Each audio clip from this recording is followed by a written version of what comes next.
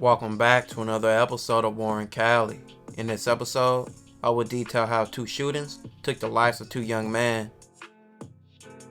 Los Angeles Crip, blood, and Piru culture dates back to the 70s. Many gang rivalries go back that far, spanning 5 decades. The Inglewood family bloods have been warm with rival Crip gangs from the start of gangbanging, making them go to war with various Crip gangs in nearby areas from the city of Inglewood to nearby South Central.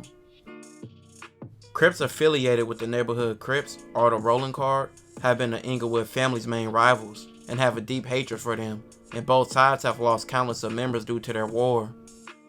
The Inglewood families have different cliques and crews within their gang, but they're still one gang.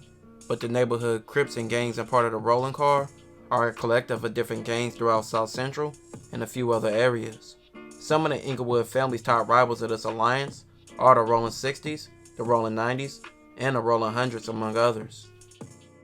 Now, gangs a part of the Rollin 100 Crips are a collective of different gangs in the alliance, but they all share the same enemies, and the Inglewood families will be one of their top enemies. This war between these gangs has caused many young men to lose their lives, and on October 14th, 2016, it will bring more tragedy. Arthur Gham was a 19-year-old who was a part of the Rollin 100 Crips, and the Block Crips to be exact. He went by the name Little Jackpot. On October 14th, he was near the corner of 107th Street and Western Avenue in South Central. Arthur was walking with a friend when a car traveling west on 107th Street stopped at the intersection around 7:09 p.m. that day. Arthur and his friend argued with the people in the car, then they walked away. A second car pulled up behind the other car, and 2 black men jumped out the car and walked up to Arthur and his friend. They began shooting at both men. Arthur and his friend began to run, and the man began firing multiple shots at them. The shooters then got back in the car, and both cars then drove away, going westbound on 107th Street. Arthur was pronounced dead at the scene. And this wouldn't be the only murder that night, and the second one would be revenge for Arthur. Less than 2 hours later, and 5 minutes away from where Arthur was murdered, another young man would fall victim. Christian Williams, who was an 18-year-old and a member of the Inglewood family bloods, he went by the name KO. He was hanging out in the area which his gang was known to hang out in, being the 8600 block of South Crenshaw Boulevard, which is in Inglewood. About 8:58 p.m., Inglewood police responded to a radio call of 2 shooting victims inside a business. They discovered 2 men, including Christian, suffering from gunshot wounds, and both men were taken to the hospital, where Christian died at 9:58 p.m.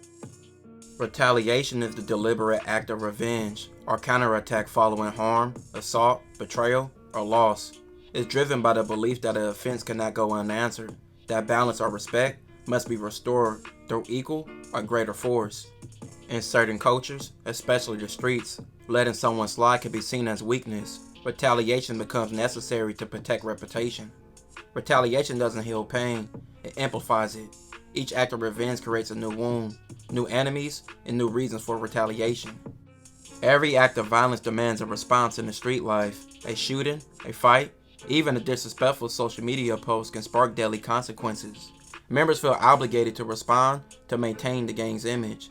Failing to retaliate might make you look like a victim or make you look weak, but that's just how the streets goes.